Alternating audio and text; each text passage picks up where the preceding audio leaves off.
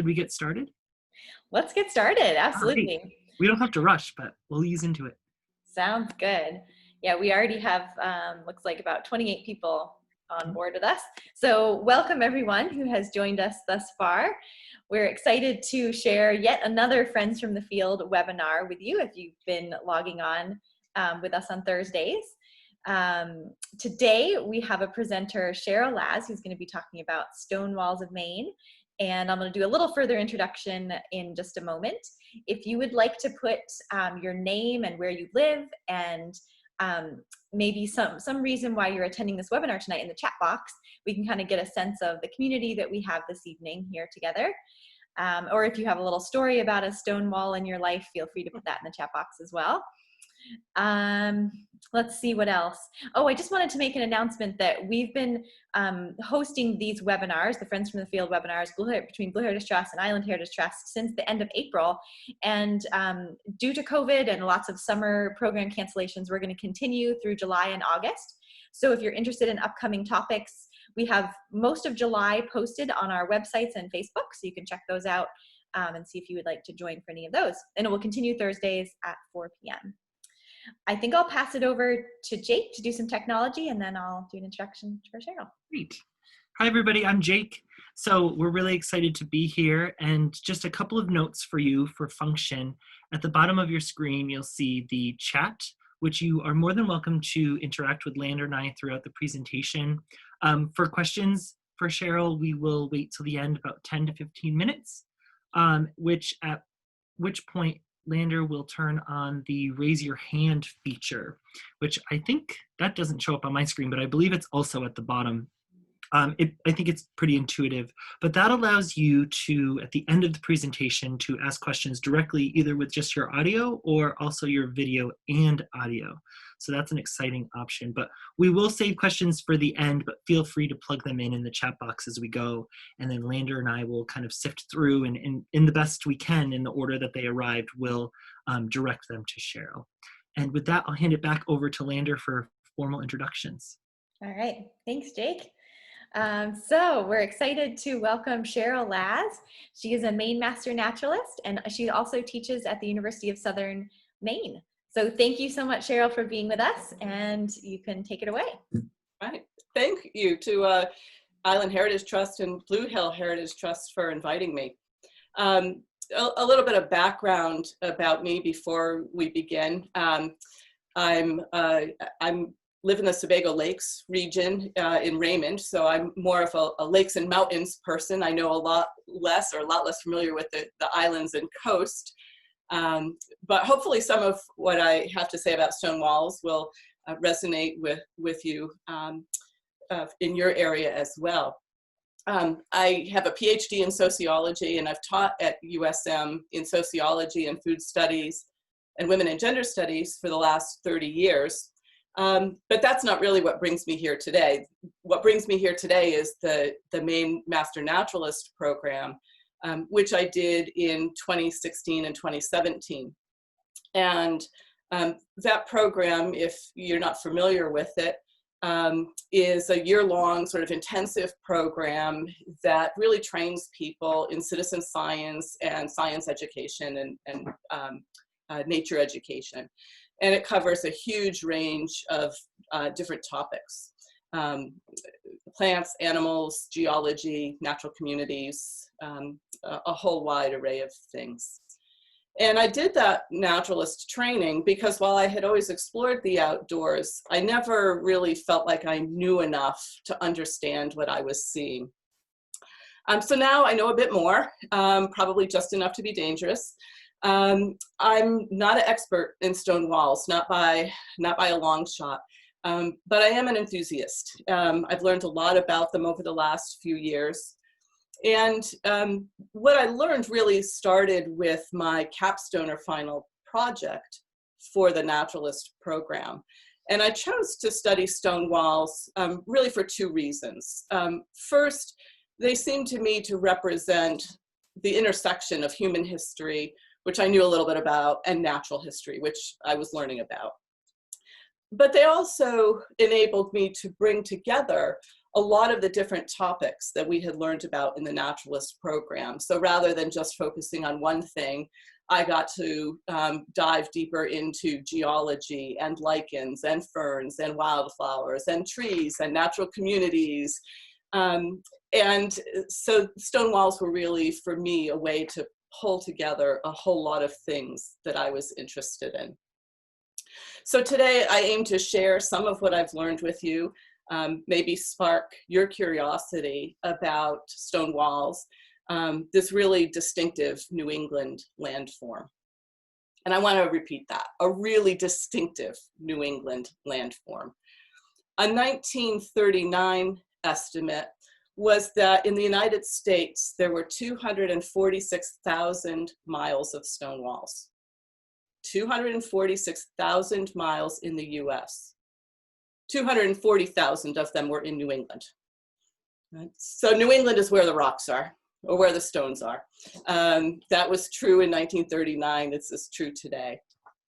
And the story, the reason why we have so many rocks, well, that story goes back, let's see. Oops, that story goes back, right, a few million years. And lots of periods of glaciation and interglaciation. And we know that the glaciers and their retreat really shaped the New England landscape.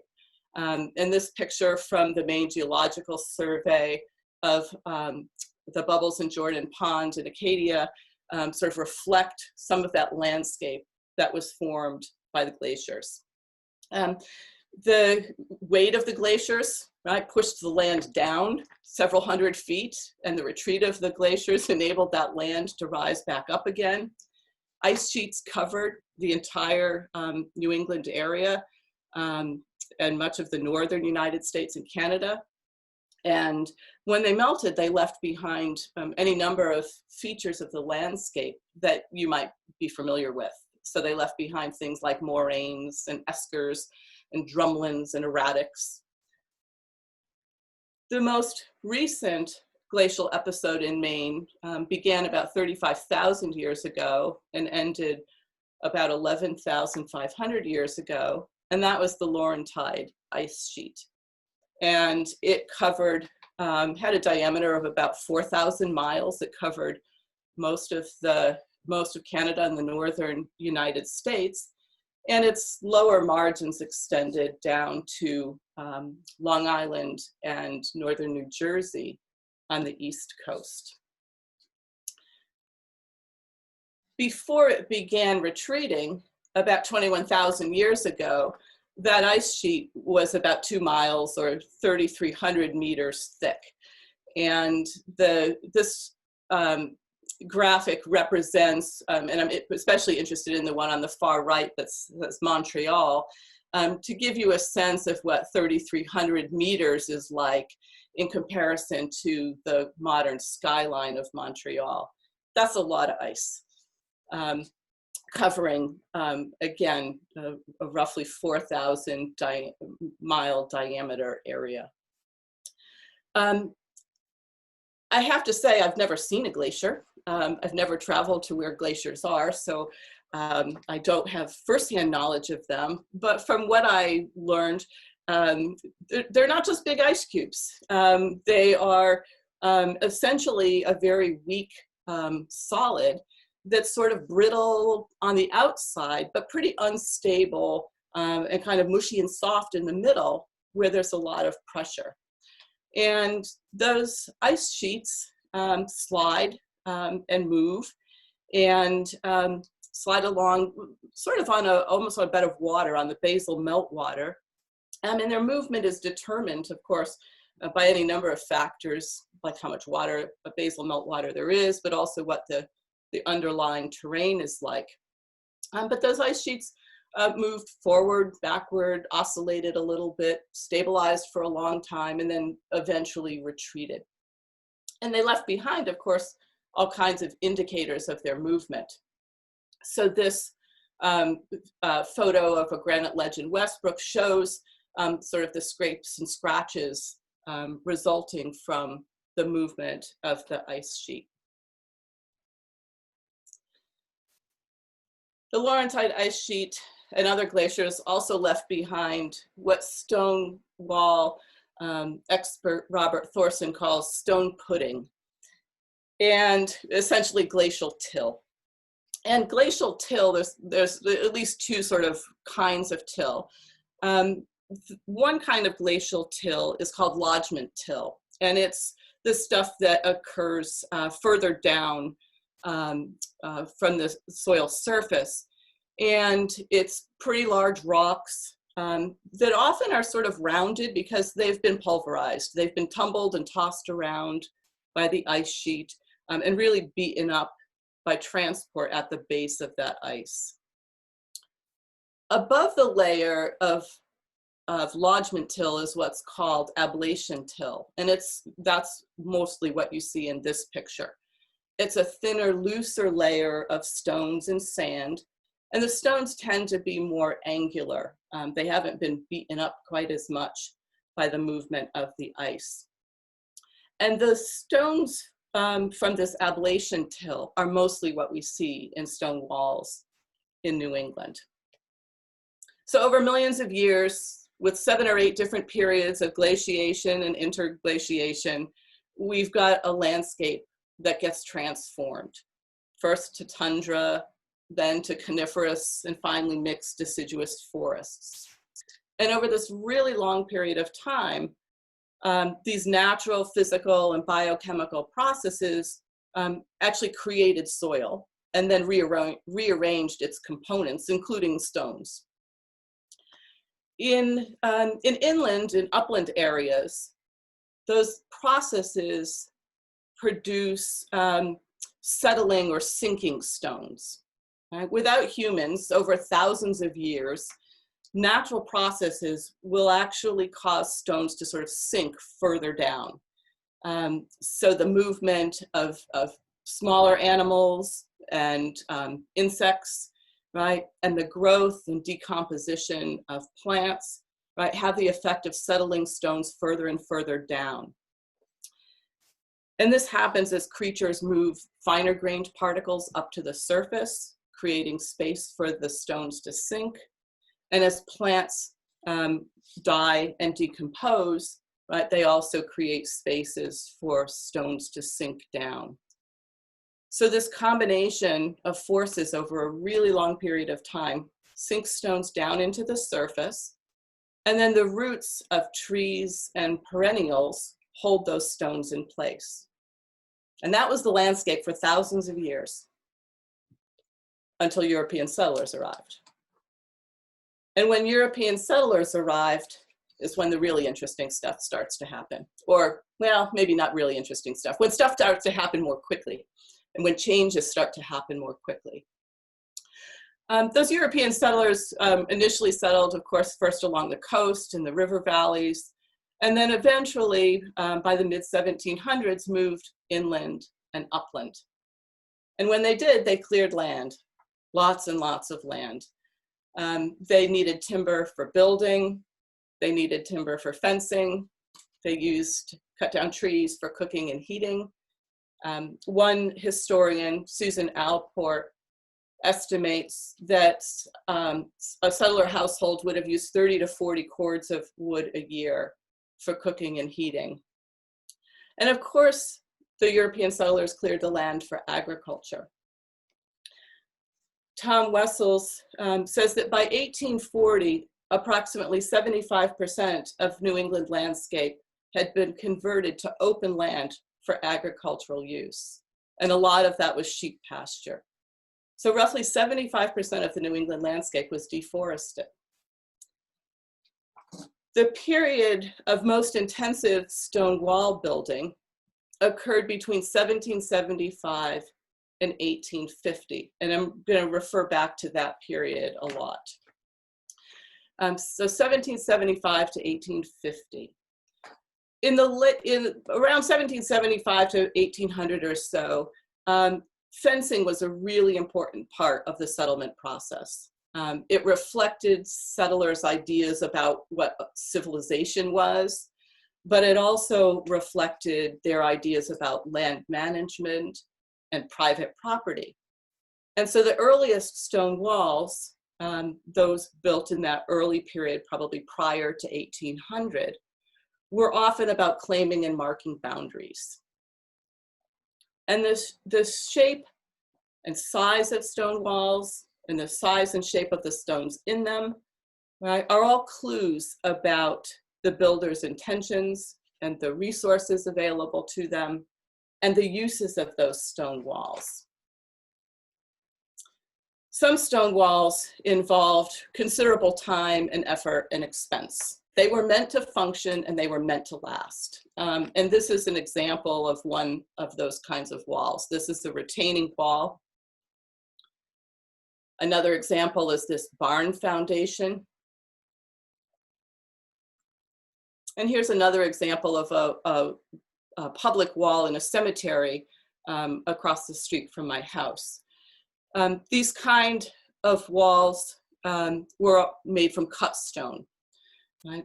Cut stone was also used for things like bridge abutments and dams, for animal pounds and wells, right? For public works projects. Right? And it's all cut stone, and cut stone is a huge investment in time and labor and resources. We know it's cut stone, and you're probably familiar with this because we can see what are called the pin and feather marks on the stones themselves. And that pin and feather mark, it's those little semicircular indentations. The pin and feather technique was used throughout the 18th century. And it was a method by which the person would drill holes in the stone along the grain and then fill each hole with two semi-cylindrical pieces of iron and then drive a wedge between them and split open the stone. And beautiful as they are, and much as I love them for holding up my house and barn, among other things, cut stone is really not what I'm interested in today. What I'm much more interested in today are field stone walls, right? Walls that are made with stones, right, that were gathered as they lay. They weren't cut, right, or altered, only moved from one place to another. And I'm going to describe to you a few different kinds of laid walls. So this laid wall is on the White House Rand farm, which is in Raymond. And these kind of walls, this probably would have been a boundary wall. These are really big stones. And they're pretty large and blocky. They've got some rounded edges, so you can tell they've probably been tossed around by those glaciers. But the stones in this wall are laid or positioned very deliberately in 2 or 3 courses or layers. And they're alternating so that the stone on top is covering the space between the 2 below it. This kind of laid wall is very deliberately made. It's usually 2 or 3 courses high, but only 1 or 2 courses wide. This is the same wall, just from a different angle. So it's not terribly wide, and it's not terribly tall. In fact, it's about thigh high, which, given the mechanics of the human body, is about how high you can comfortably lift a really big stone. And this is another example of a laid stone wall. Again, probably a boundary marker, though the stones in this one are quite a bit smaller. Sometimes these laid walls will incorporate cut stone. For example, in a pass-through area, sometimes only big enough for a person or livestock to get through, sometimes wider for a cart to get through. But these are examples of laid walls that would often, most often, have been boundary walls. Some of them might have been intended as fences to keep animals out. But in the late 18th, early 19th century, a fence meant something quite specific. It had a legal meaning, and a fence had to be at least 4 feet tall. And given the importance in an agrarian society of keeping animals out of people's crop fields, those fencing requirements were strictly enforced. So if some of these stone walls were fences to actually keep animals out, they probably would have had wood on the top of them. And of course, the wood was probably, well, at least certainly for these, has long since disappeared. This is a different kind of stone wall. It's called a tossed wall. And again, it's on the same farm in Raymond. It almost doesn't even look like a wall, but it is. Robert Thorson describes tossed walls as linear landfills. And they look different than laid walls, and they function differently. Let me describe first sort of what this particular wall looks like. It's about 7 or 8 feet wide at its base, and it stretches from one side of the photo to the other. The top of the wall is only about 5 or 6 feet wide, and it's not terribly high, though it appears to be higher on one side than the other. And I'll come back to that in just a minute. I said earlier that in a forested landscape, stones will sink and settle and stay put. In a deforested landscape, however, stones will rise. And they do that for a number of reasons. Freezing and thawing will move stones to the surface. The absence of trees and roots and perennials to hold the stones in place means that they start moving. And when land is deforested, those natural processes of freezing and thawing bring stones to the surface. And when that land is cultivated, when it's tilled, or when it's intensively pastured, those stones are even more likely to rise to the surface.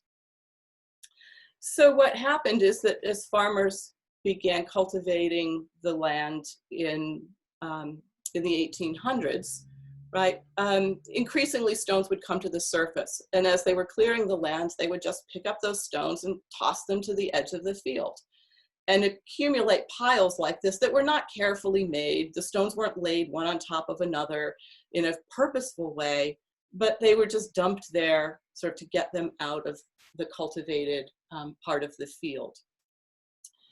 And larger stones would have been on the bottom. Smaller stones would have accumulated over time on the top, and would have been produced year after year after year, right, as each winter's freezing and thawing brought more stones to the surface. This is that same wall, and you can see a little bit from this picture how on the right-hand side, the wall seems almost even with the ground. It's only a couple of feet high. But on the left-hand side, the wall looks much taller. It's roughly 5 or 6 feet high from the ground to the top of the wall on the left-hand side. And that gives us some indication about how the land around this wall was used. We know that the land, from the way that the wall is situated and the height of the land on either side, we know that on the right-hand side of the photo were fields that were more likely plowed, because plowing would have pushed the soil up against that wall and ultimately made the wall look shorter, right, to our eyes 150 years later.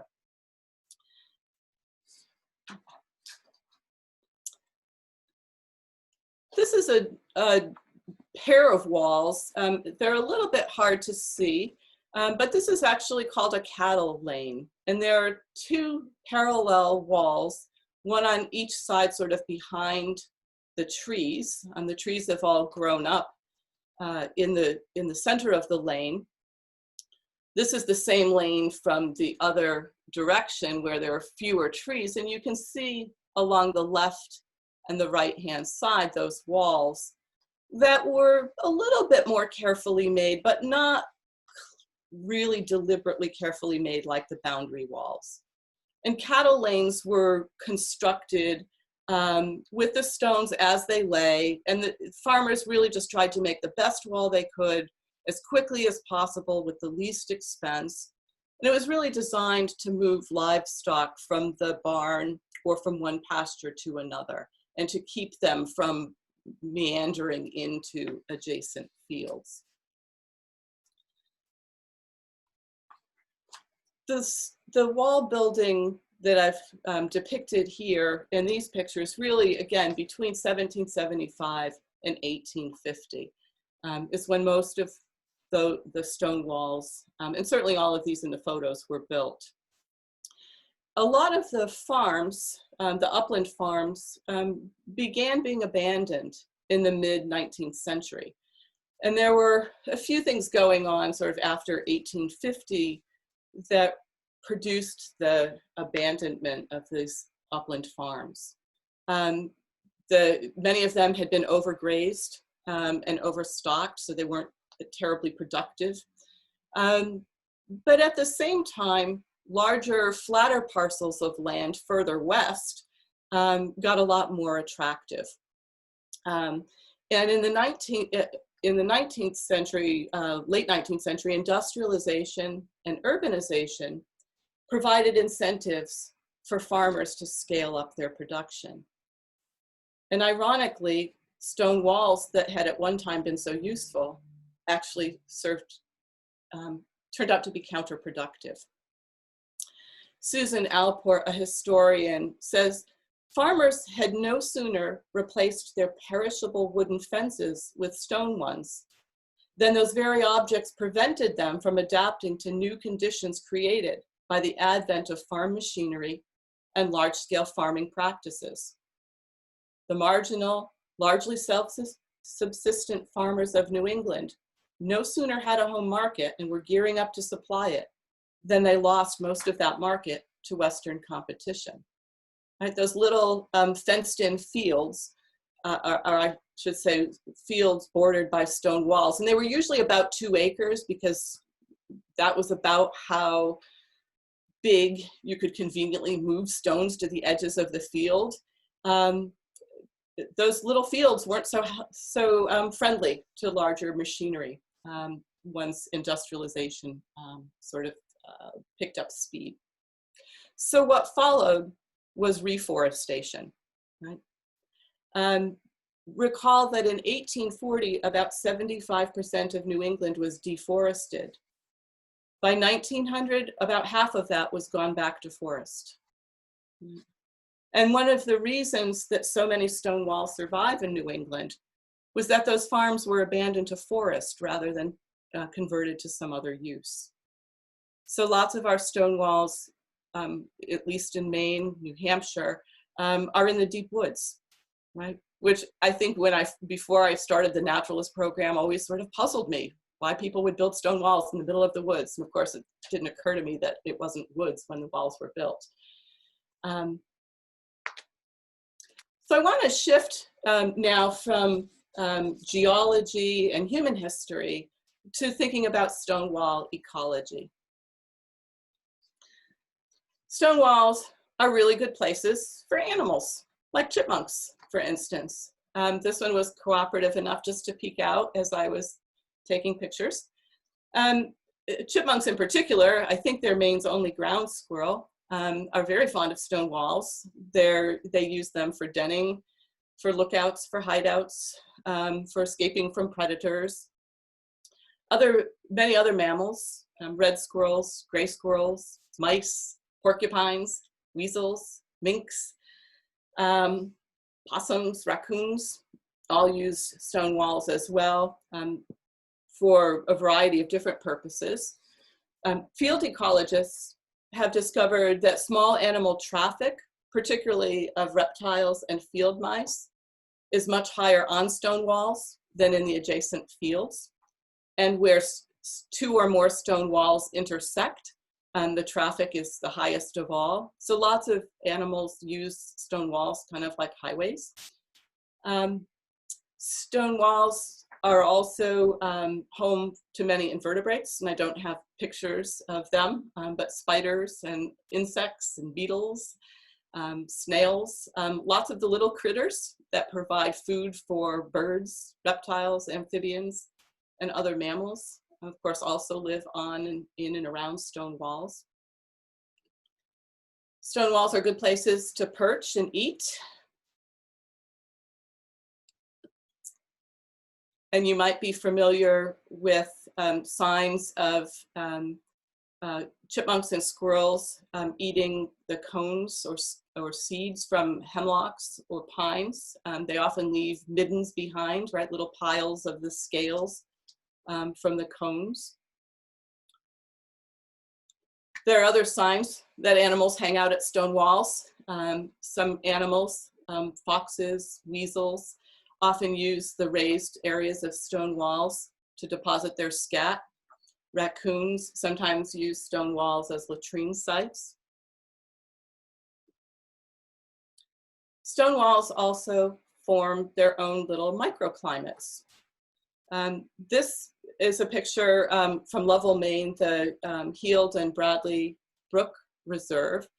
And I hiked there in February, and this was the day after we had gotten about 16 inches of snow.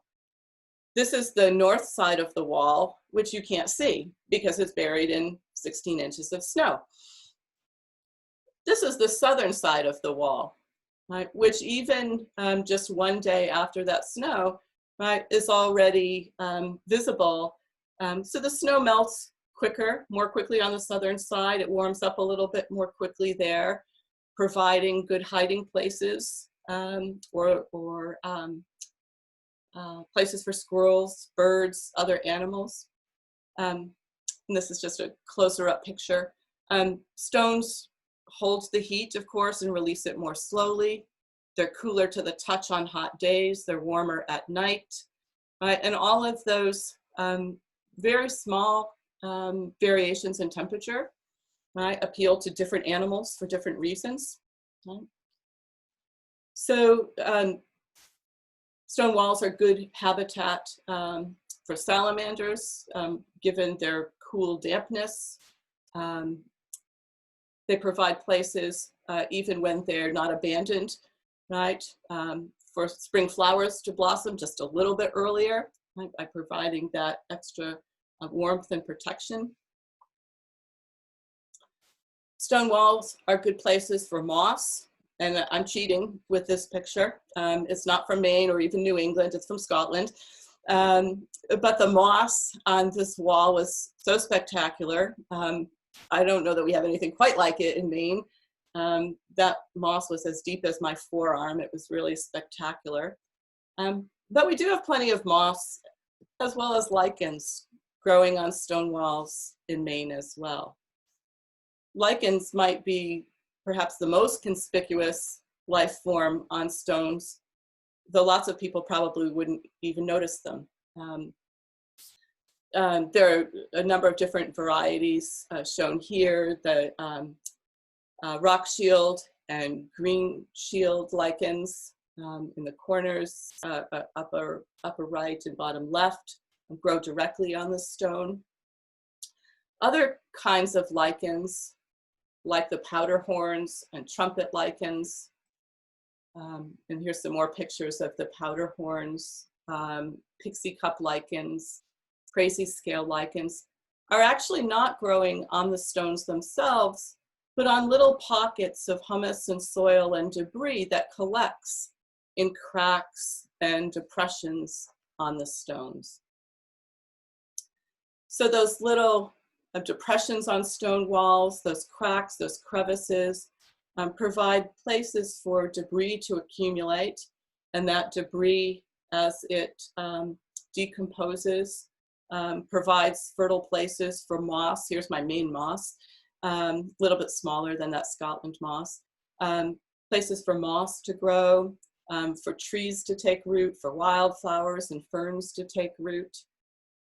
And eventually those plants and their biochemical processes of lichens and other plants will degrade and erode and change the surface of the rock and ultimately the walls themselves. Stone walls seem like they're really long-lived, maybe even sort of permanent and unchanging, but they're constantly changing. Some of their changes are by those natural processes. Sometimes they're affected by blowdowns. This is that cemetery wall with the huge pieces of granite cut stone. And I did some calculations. Most of the cut stones in that wall are about 1,500 pounds a piece because they're solid granite. And even those are no match for trees blowing down.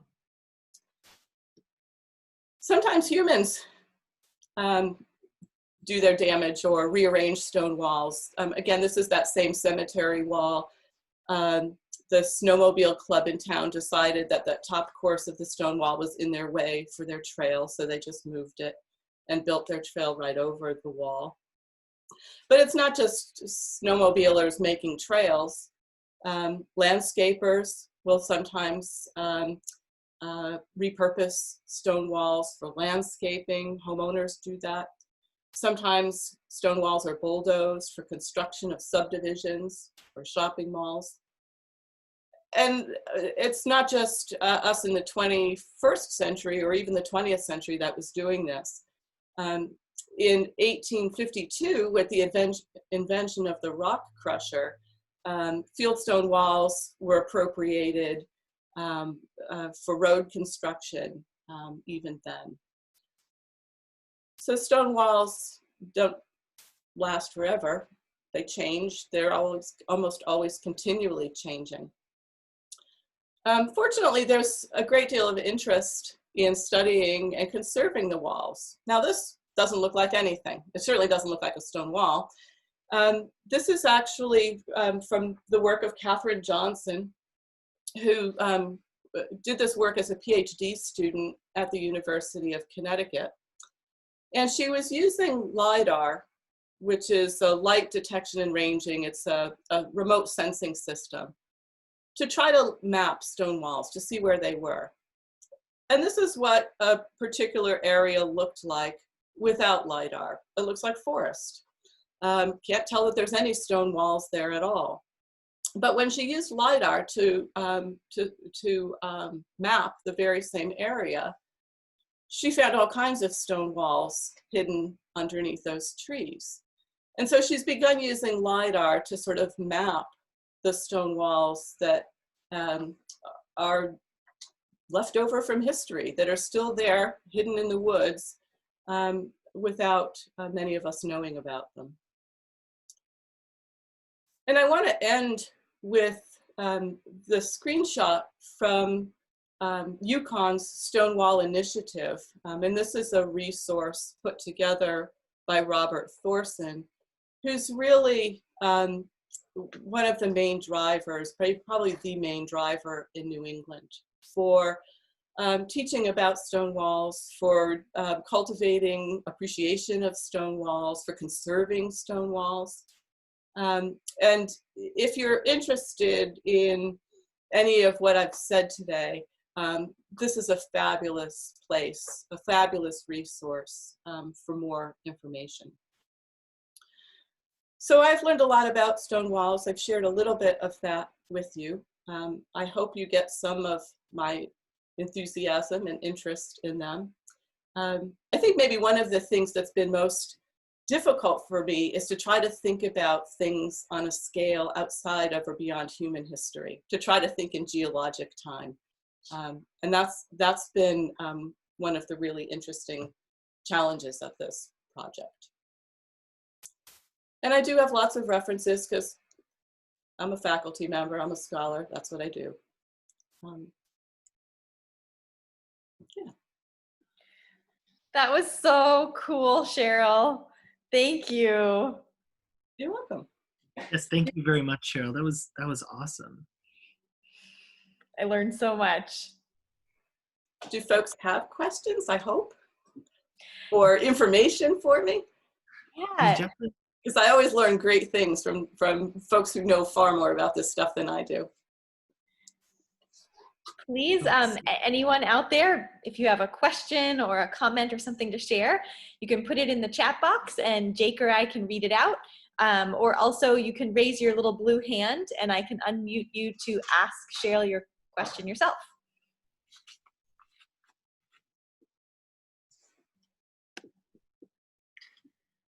So while we wait, Cheryl, I have a question about the animals using the stone walls as highways. Sure. Do you think that has quite a bit to do with them kind of traveling with the protection like of the wall? Like if a prey comes along, they can hide in the wall, but they can like scurry along as they go. Because I think it's especially the smaller mammals, Right. Things like chipmunks, red squirrels, that are really vulnerable to predation from the sky, not just Right. other mammals. So yeah, why wouldn't you? If you had a hiding place like right there. Absolutely. Yeah, it makes sense to me. So we had a question come in from Diane. Is it in any way illegal to remove stone walls from stones from old stone walls? Or an example where that would be like they were protected, I guess. As I was browsing that Stonewall Initiative earlier this week, I learned that the answer to that is no. There's no legal protection, except if your stone wall is in or around a wetland. And then the wetland protections extend to the stone wall. But I would guess most of the stone walls that we might encounter on our own properties or as we're hiking in the woods, there's nothing to protect them from being dismantled, removed, reorganized, rebuilt, appropriated. May I add on that too, Cheryl? What about stone walls that are still being used as property lines? Would there be some sort of like tax protection on them for like a just for the line purpose? I don't think so. My husband is a land surveyor, so he often is like, reading deeds that are marked by stone walls and the like. And of course, that's part of the challenge of land surveying is that the things that people thought were kind of permanent and unchanging and could be used as markers aren't. So no, I mean, certainly if it's not your property, you can't go take it.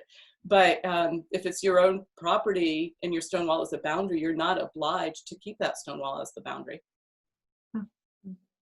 That's so fascinating. We have a couple more questions that have come in. Sure. And one of them is asking for the website for University of Connecticut for the Stonewall Initiative. And I'm going to try and pull that up behind the scenes and slip it into the chat box while you're answering questions.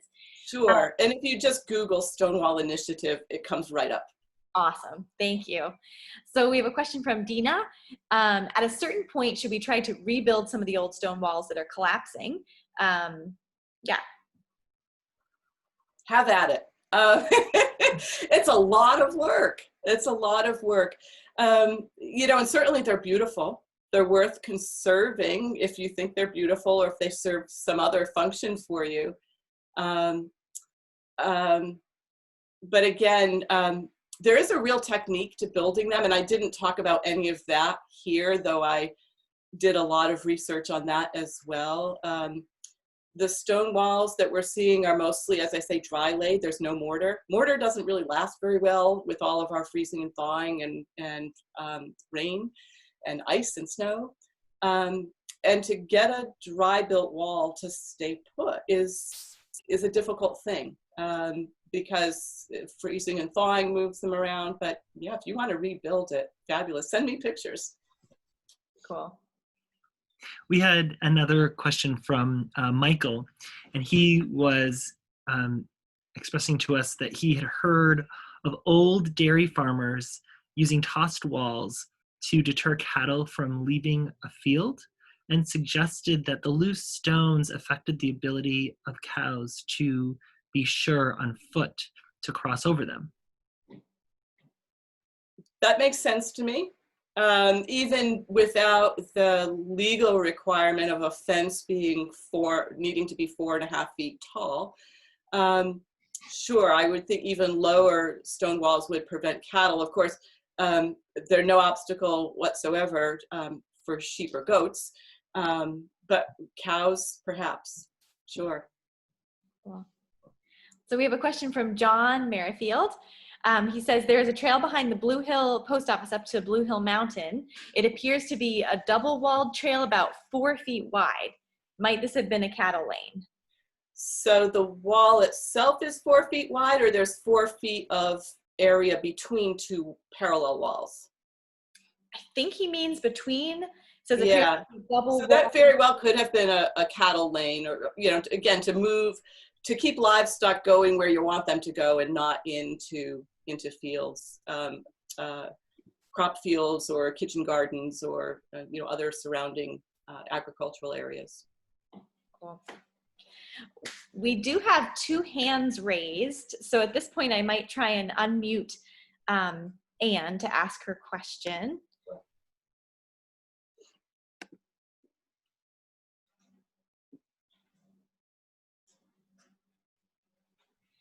Now, can you hear me? Yes. Yeah. Okay. I just wanted to comment that I formerly lived in the town of Corinth here in Maine, in an old farming area where there were in some places vestiges of old fences that had sort of stone fences that had been scattered about for many reasons. And this very ambitious fellow moved into our old road, and he decided he was going to rebuild one of these stone fences by hand, all by himself. And he did. And it was very fascinating for all of us neighbors to watch him figure out to do that and to pursue it with great determination. And I kept thinking somebody should have been filming it, including me, but I wasn't, because it would have been a wonderful experience for Maine studies. Right. Thank you for sharing that. I mean, think about, you know, some people right now might have the luxury or the privilege or the determination to build them, but of course, in the 1770s, 1800s, it wasn't really an option. Like, if you wanted to cultivate your land, you had to move those stones. If you wanted to keep your animals out of your crops, you had to build those walls. And the amount, and because we know how much labor they took, I mean, that's why a lot of them they look sloppy, and they were sloppy. They just needed to get it done. Right? That's what those not the laid walls, rather the tossed walls really sort of illustrate. That's great. Thank you, Anne.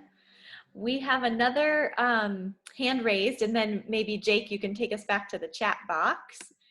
So this is Mary Ellen.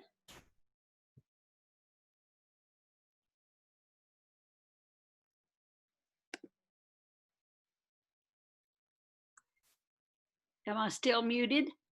No, we can hear you. Oh, thank goodness. I have to tell you, I'm down in Texas, and I put the time down that I was supposed to turn you on, and I was too late. I've just gotten this at the very end. Is it being recorded? Could it be seen again? Yes, it is being recorded, and there will be a link sent out to everyone who has registered, so you can view the recording that way. Good. Well, I have registered. I'm looking forward to this. It's fascinating. We don't have walls down there like that down in Southeast Texas. Right. Cool. Well, most of the U.S. doesn't have walls like this. It really is a New England thing. Yeah, it's beautiful. Thank you. For tuning in from Texas, Mary Ellen. Yes, thank you. Yes, I am. I live in Beaumont, Texas, but I spend my summers when there isn't a virus in Castine, Maine, and I consider it totally paradise and the people exceptional. Oh, well, we're so glad that you joined us. And young lady, tell me where you are acting from. Are you at the museum in Castine? Me? Yes. So I probably should have said this in the beginning and I didn't, but I work for Blue Hill Heritage Trust. I see. And I'm the outreach coordinator. All right. Thank you. What I've heard is fascinating. I look forward to watching it from the beginning. Thank you. Thank you.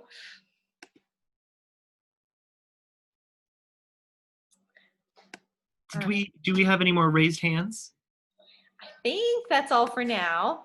Okay, well, I think we've got a couple of questions in the chat box. Here we go. We've got one from Paul. How extensive has the LiDAR mapping been done to document the old stone walls, and does it vary by state? Can an individual property owner get access to this technology? I don't know a whole lot about LiDAR. I do know that Maine, at least through the Maine Geologic Survey, you can access LiDAR maps for many areas of the state, not all of them. I think it takes some practice to be able to interpret what you're seeing. They all don't look as neat and tidy as the one that I showed you from Catherine Johnson's research.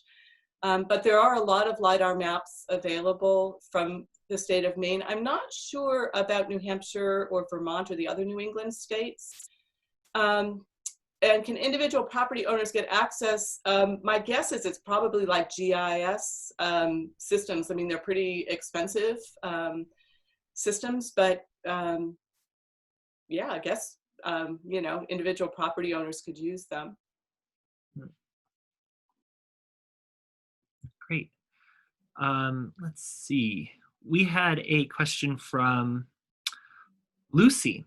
Are walls still being constructed in the old way, and how many do you think?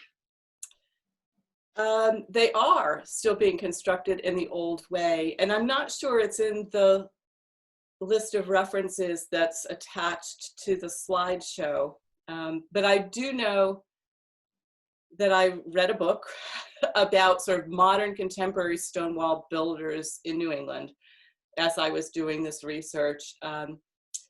I can email that info. When I find the reference, I can email it to Lander. There are people still doing this, but it's for very different reasons, mostly for aesthetic reasons, not for marking property boundaries.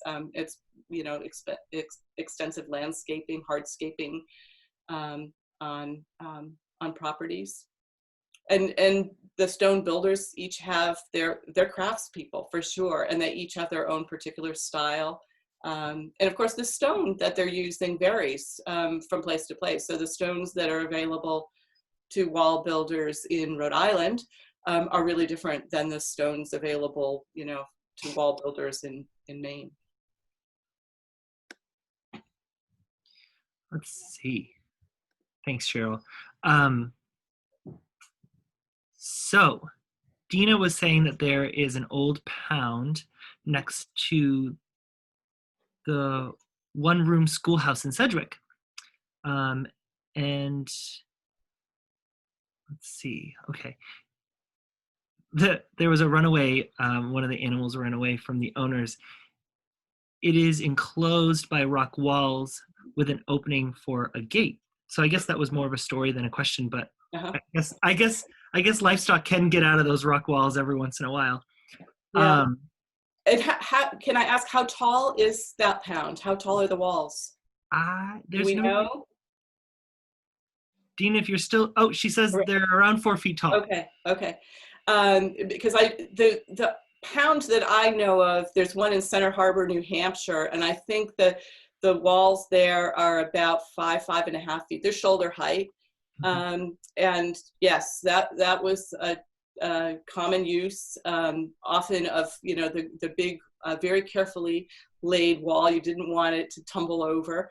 And sometimes they would even use cut stone for those because it was so important to be able to keep runaway animals contained once they were rounded up. Yeah, that's a great use of a great story and great example of how stone walls are used. All right, thanks, Dina. We had a inquiry from Mark about whether there's a way to date the stone wall on his property. Possibly by somebody much more knowledgeable than me.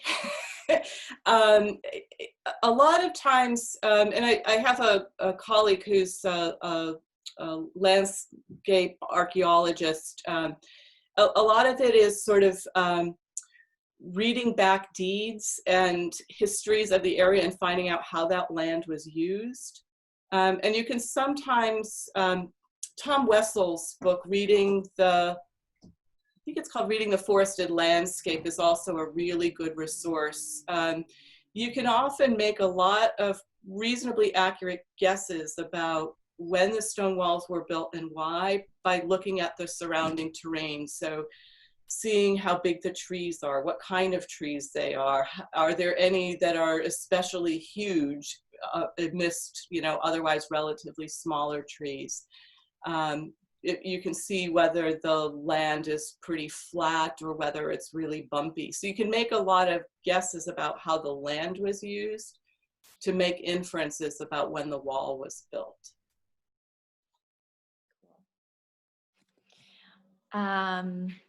Let's see, Michael says he's offering the title of a book, Good Fences, A Pictorial History of New England Stone Walls by William Hubble is another good book resource. Thank you, Michael. Thank you. That might be the one I was thinking of. Cool. Let's see. Somebody else shared a resource. What is this circle of stones on Route 15 in Orrington? Let's see if I can pull that up.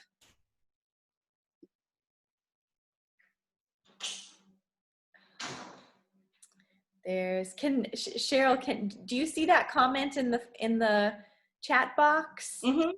Okay. If you click on it, there's a photograph of a circle of stones. Karen, did you have a question about that, or did you just want to share it as an interesting resource for folks? Orrington Pound, okay. And it was just a share. Thank you so much. That's really interesting. And that one looks really beautifully made. Yeah, very tight. Cool.